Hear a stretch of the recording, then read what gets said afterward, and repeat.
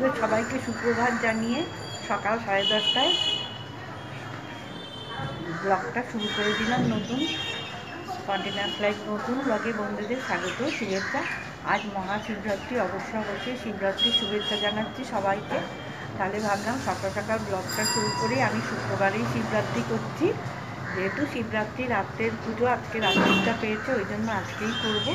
হ্যাঁ, কালকেও সারাদিন ভাত ইত্যাদি কিছু খাবো না, দোষের ওপরেই থাকবো। টুকটাক যদি বেশি খিদে পায় তো ফল খেয়ে নেব। আজকে সেই জন্য ভাবলাম শিবরাত্রি সকাল থেকে একটু ব্যস্ততা অবশ্যই আছে। একে তো শিবরাত্রি, আর প্রত্যেক বাড়ি আমি বলে থাকি আজকে আমার বাবার মৃত্যুদিন, সেই ফটো একটু রেডি করতে হবে, একটু স্মরণ মননের দিন অবশ্যই। সেই জন্য বন্ধুরা সঙ্গে থাকবেন। কেমন আছেন সবাই? আশা করছি সবাই ভালো আছে, আনন্দে আছে।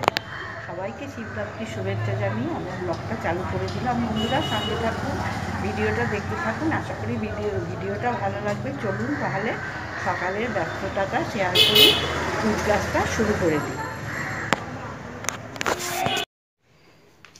প্রথমে এদিককার কাজটা সেরে নিই, আগে ফটো রেডি করতে চলে এসেছি। ফটোটা আমি রোজই হালকা ঝেড়ে নিই, কিন্তু বাবা মারা গেছে অনেক দিনই হয়ে গেল, ফটো পুরনো হয়ে গেছে, নষ্টও হয়ে যাচ্ছে, ভালো করে বোঝাও যাচ্ছে না। দেখি এই ফটো রেডি করি না কোন ফটো রেডি করি, ঝাড়াঝাড়ি করে জায়গাটা একটু রেডি করি, তারপরে আবার বন্ধুদের সঙ্গে আসবো। ফটোটাই ভালো নেই, এই ফটোতেও 3টে ফটোর একটা ছিল ফ্রেম, এই এদিকের ফটোটা একদম নষ্ট হয়ে গেছে। এবার কোন ফটো রেডি করব নিজেও বুঝতে পারছি না, দেখি যেটা ভালো লাগবে সেটাই করবই, এই ফটোতেই করতে হবে।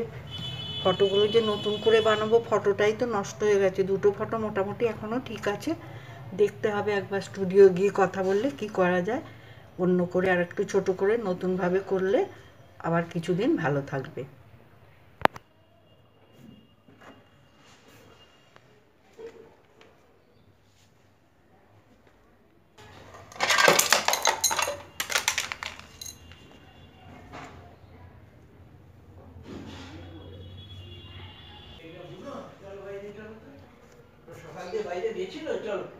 পাস্তা গেছিল একবার।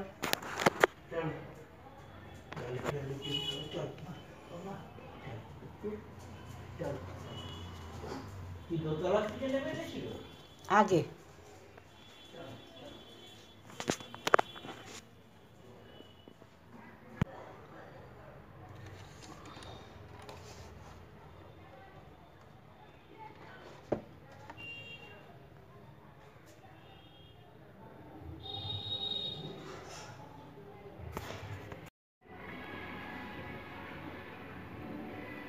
সবাই ফটোতে মালা দেয়, কিন্তু আমি অতটা পছন্দ করি না। কেন, এরকম ফটো দেখলে মনে হয় হ্যাঁ বাবা আমাদের মধ্যেই আছে, ওই থিওরিতে আমি বিশ্বাস করি। সেই জন্য আমি সবসময় মালা পরাতে চাই না। কখনো যে মালা পরাই না তা না, তবে মাঝে মধ্যে এরকমও করি। আর বাবারও ভীষণ গাছের শখ, সেটার থেকেই আমরা সবাই বাগানের শখ পেয়েছি। সেই জন্য মনে হয় যে এই টাটকা ফুলের টব এগুলো দিলে বাবা হয়তো ওপর থেকে বেশি খুশি হবে, সেই জন্য এরকম করি। তো এটা তো ছোটো জায়গা, অনেক পিটুনিয়া ফুল এখনও আছে, কিন্তু অত জিনিস আনলে বেশি গ্যাঞ্জাম হয়ে যাবে, সেই জন্য একটাই টব নিয়ে আসলাম।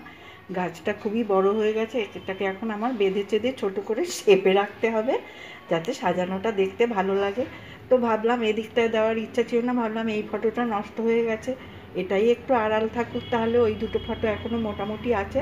সেই জন্য টবটা এদিকে রেখেছি, এখন বেঁধে গাছটাকে একটু ঠিক করার চেষ্টা করি, তারপরে আবার বন্ধুদের সঙ্গে কথা বলতে চলে আসবো। গাছগুলো এখন চলে যাওয়ার সময় হয়ে গেছে বলে শেপটা একদমই ভালো নেই, জাগিয়ে বেঁধে মোটামুটি একটা শেপে রাখলাম, একটু লম্বাতে দেখাচ্ছে। তবুও ভাবছি যে এই টাটকা ফুলটা দেখে বাবা নিশ্চয়ই খুব খুশি হবে, সেই জন্যই টাটকা ফুলটা দেওয়ার প্রয়াস। তাহলে চলুন এবার একটু শিব ঠাকুরকেও রেডি করে নিই। সকালে নর্মাল যেমন রোজ পুজো করি ওরকম পুজো করে নিয়েছি। সকালবেলা তো কিছুই তিথি লাগেনি, দেখলাম 9টা 57 লাগবে রাত্রিরে, তখনই মেন পুজোটা করব। তবে হ্যাঁ, এখন শিব ঠাকুরকে উঠিয়ে আলাদা জায়গায় সেট করতে হবে, সেই জন্য এই যে টেবিল এনেছি, টেবিলটা রেডি করব। বাড়ির যত রুদ্রাক্ষ আছে সব ঘিয়ে ভিজিয়ে রেখেছি 2-3 দিন ধরে, রুদ্রাক্ষগুলো ভিজানো আছে। শুনেছি রুদ্রাক্ষ যখন কেনা হয় তখন ওরা বলে শিবরাত্রি 7 দিন আগে ভেজাতে বলে, তবে অত আগে ভেজাই না, মনেও থাকে না, যেদিন মনে পড়ে সেদিনই ভিজিয়ে রাখি। তো এই এখন 2-3 দিন হয়ে গেছে ভিজিয়েছি।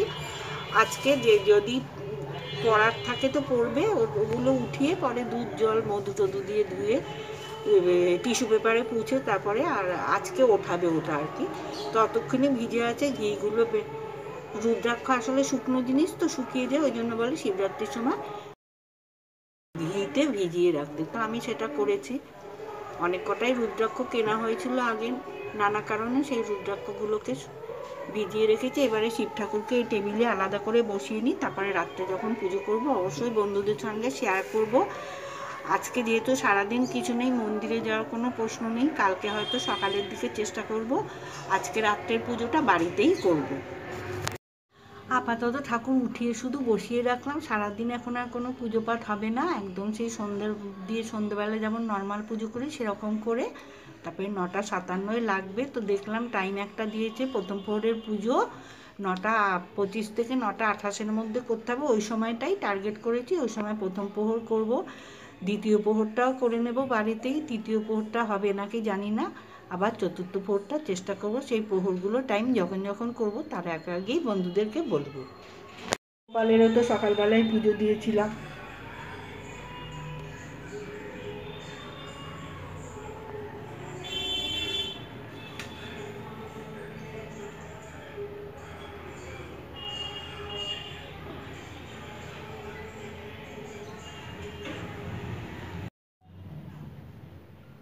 নটা 5 হয়ে গেছে, 9:25 থেকে 28 মধ্যে টাইমটা দিয়েছে প্রথম প্রহরের পুজোটা করার জন্য। সেটার জন্য আমরা এখন একটু রেডি হচ্ছি। চলো পুজোর জোগাড়টা করে নিই চটপট।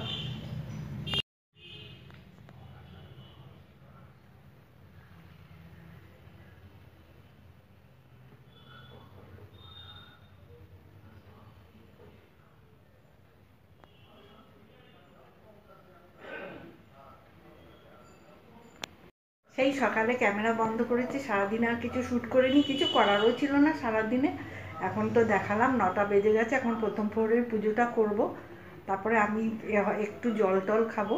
তারপরে 12:30টার সময় আর একবার পুজো করে তারপরে কিছু হালকা খেয়ে ফল মিষ্টি, তারপরেরটা আর করতে পারবো না। আবার কাল সকালবেলা 6টার পরে একটা পুজো করে নিয়ে মোটামুটি শিবরাত্রির পুজোটা শেষ হবে। তারপরে কাল সারাদিন চলবে ওই হালকা ফুলকার ওপরে। বন্ধুরা সঙ্গে থাকো, ভিডিওটা দেখতে থাকো, আশা করি ভিডিওটা খারাপ লাগবে না। শিবরাত্রিটা এবছরে এরকম যেমন তিথি পড়বে সেরকমই চলতে হবে, সেই জন্যই এরকম হয়েছে। তাহলে সঙ্গে থেকে আশা করি ভিডিওটা ভালো লাগবে। গোপালও এখনও সজাগ আছে, অন্যদিন তাড়াতাড়ি সন্ধ্যা পূজা দিয়ে খানিকক্ষণ পরেই দিয়ে দিই শয়ন, কিন্তু আজকে যেহেতু শিবরাত্রি পুজো করব, গোপালকেও এখনও শয়ন দিইনি। পুজো হয়ে গেলে তখনই শয়ন দেবো। চলো আমি জোগাড় করছি।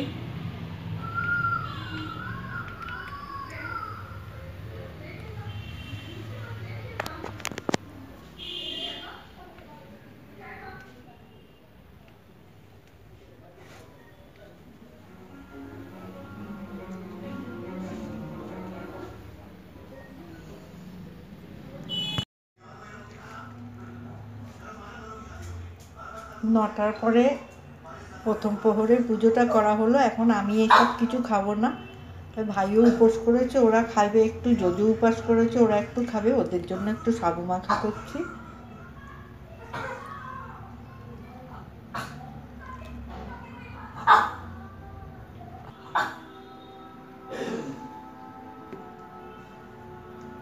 এটা এখন মাখছি। এখন একবার পুজো হয়েছে, তবে 12:30টায় আমরা একবার পুজো করব, তারপরে ওরা খাবে।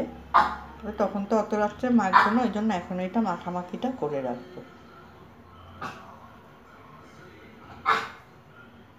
তাড়াতাড়ি পুজো হয়, সন্ধ্যাবেলা এসব বেশি করে সাবু মাখা হয়, সেটা সবাই ভালোবাসে খেতে বলে সবাইকে প্রসাদ দেওয়া হয়। কিন্তু আজকে রাত্রে হবে না, প্রসাদটা অবশ্যই হবে, কালকে হবে।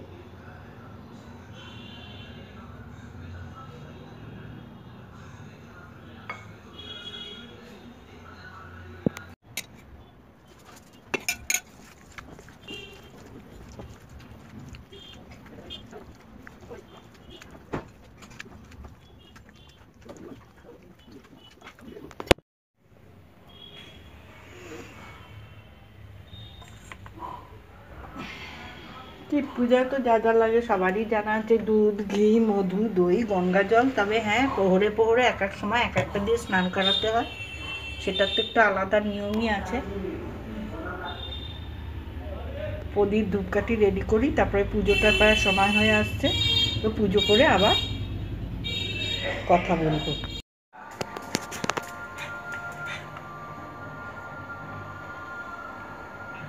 সব গুছানো হয়ে গেছে, ওদিকেও 9:20 বেজেছে।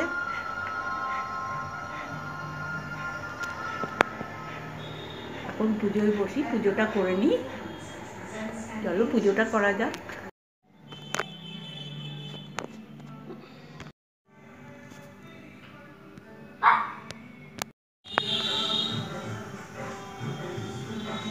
প্রথম প্রহরের পুজো তো শেষ করেছি, দ্বিতীয়টা 12:30 করতে পারবো, কিন্তু তৃতীয়টা 3টে কততে ওটা মনে হচ্ছে না পসিবল হবে। ঠাকুরের ইচ্ছা থাকলে হবে, যদি পারি তো করবো, না হলে চতুর্থ প্রহর একবারে 6টার পরে ভেবেছি ওই সবকটা মিলেই, মানে ওই তৃতীয় চতুর্থ একসঙ্গে করে নেব। ভিডিওটা এখানে শেষ করছি না, কিন্তু বন্ধুদের শুভরাত্রি জানাচ্ছি। সবাই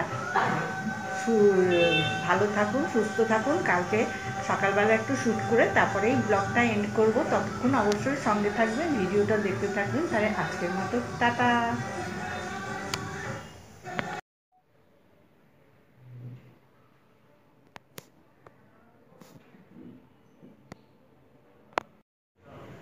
সকালের পুজোটা করতে চলে এসেছি, ভেবেছিলাম 6:30টার মধ্যে পুজোটা শেষ করতে পারবো, কিন্তু হলো না, 7টা তো বেজেই গেল। আজকে আর মনে হচ্ছে না মন্দির যেতে পারবো, কেন শরীরটাও তো ভাল লাগছে না। যদি পরে ভাল লাগে মন্দির যাব, এখন বলতে পারছি না। সকাল সকাল এই শিবের পুজোটা বাড়িতে হয়ে গেল, আপাতত তো বাড়িতেই পুজো হলো। তাহলে বন্ধুরা ভিডিওটা তো শেষ করব, এখন চায়ের দিকে যাব, চলুন।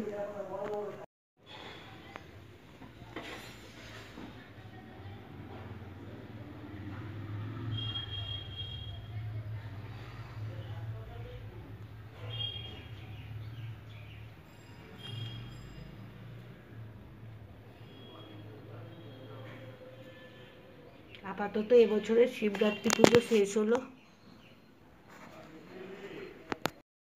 সকালের পুজোটা শেষ হয়েছে। এখন আপাতত চলে এসেছি চায়ের দিকে,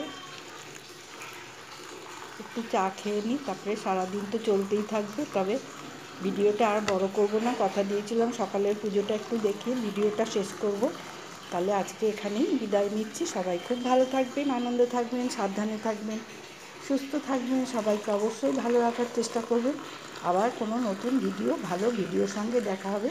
চ্যানেলের বন্ধু হয়ে চ্যানেল সাবস্ক্রাইব করে চ্যানেলের নতুন ভিডিও দেখার জন্য আশা করব চ্যানেলের সঙ্গে জুড়ে থাকবেন। আজকের মতো বিদায়, বাই বাই।